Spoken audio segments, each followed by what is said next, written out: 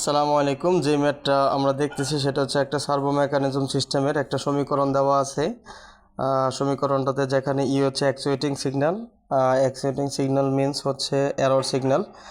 তাহলে আমাকে নির্ণয় করতে বলছে যে মানে ড্যাম্পিং রেশিও, ন্যাচারাল ফ্রিকোয়েন্সি এবং ড্যাম্পড ফ্রিকোয়েন্সি।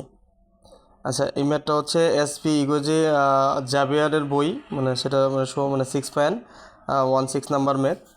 আচ্ছা, ম্যাথটা আমরা সলিউশন করি। ম্যাথটা অনেক ইজি একটা ম্যাথ, মানে ইজিলিভাবে আমরা সলিউশন করতে পারি। মানে সলিউশন যদি করি তাহলে আমাকে সমীকরণটা কি দেওয়া আছে, D square theta divided by DT square plus 10 D theta divided by DT minus 150 E of T. যেহেতু ই একটা সিগন্যাল, তাহলে এটা আমরা লিখতে পারি কি ই অফ টি।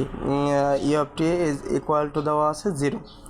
এখন আমরা এরর সিগন্যাল, তাহলে এরর সিগন্যাল ইকুয়াল টু আমরা কি জানি, error signal E of T equal to আমরা লিখতে পারি আর অফ টি। আর যেহেতু এখানে ইনপুট হচ্ছে কি আর থিটা টি, এটা আমরা থিটা টি লিখতে পারি।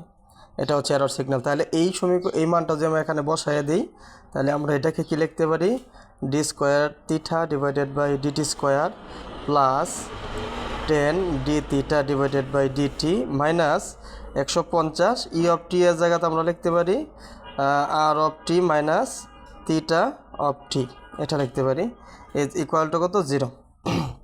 এখন এটাকে যদি আমি সাজায় লিখি তাহলে আমরা লিখতে পারি D square theta divided by DT square plus 10 D theta divided by DT minus 150 R of T, ঠিক আছে, minus 150 theta T is equal to কত 0, এটা লিখতে পারি। এখন আর অফ টিটা আমরা এই দিক দিয়ে পাঠিয়ে দিব, আর এটাকে মানে টেকিং ল্যাপ্লাস করব। তাহলে টেকিং ল্যাপ্লাস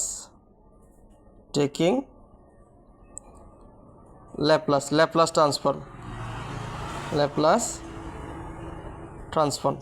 আমি যদি টেকিং ল্যাপ্লাস ট্রান্সফর্ম করি তাহলে আমরা এটা লিখতে পারি, সুতরাং এটাকে আমরা লিখতে পারবো S square theta S plus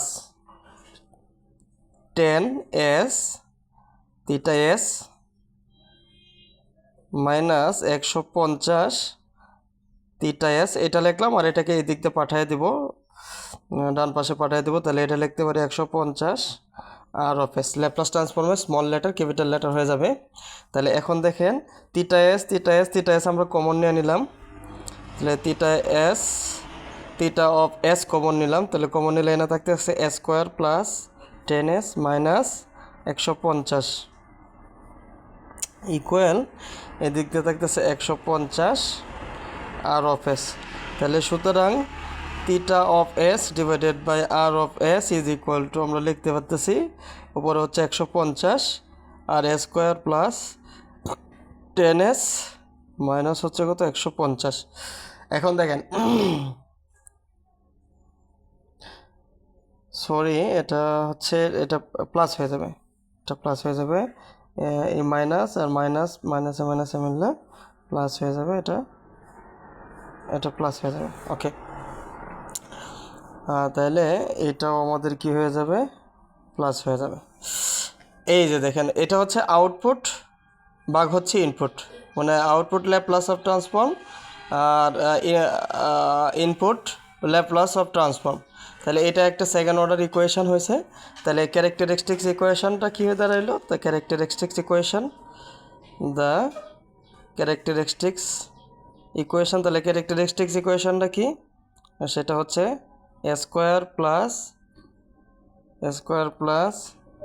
10 S plus কত 150 ইজ ইকুয়াল টু 0।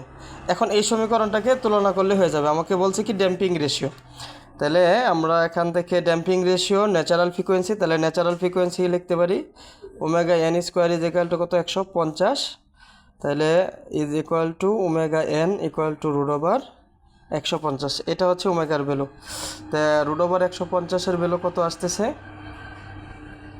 আমরা ক্যালকুলেটর দিয়ে যদি করি তাহলে রুট ওভার 150 5 রুট ওভার 6, তাহলে 12.25।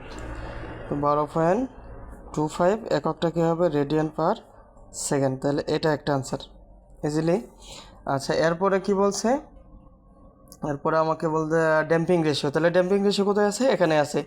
তাহলে 2 zeta omega N is equal to আমরা লিখতে পারতেছি কত? 10।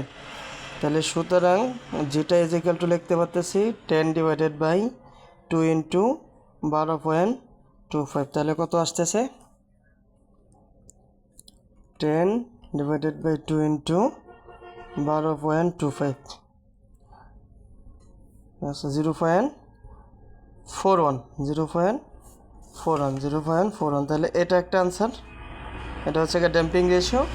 আর একটা ভ্যালু আর একটা কি চাইছে? Damp frequency. তাহলে damp frequency omega D is equal to omega N root over 1 minus zeta square. তাহলে ওমেগা এর মান কত? 12.25 রুট ওভার 1 মাইনাস 0.41 স্কোয়ার। তাহলে কত আসতেছে এটা? 12.25 রুট ওভার 1 মাইনাস 0.41 স্কোয়ার। তাহলে 11.2 রেডিয়ান পার সেকেন্ড। তাহলে এটা আরেকটা আনসার। এমএট আমরা ভালো করে আরেকবার দেখে নিই যাতে আপনারা স্ক্রিনশট নিতে পারেন। ওকে, ধন্যবাদ সবাইকে।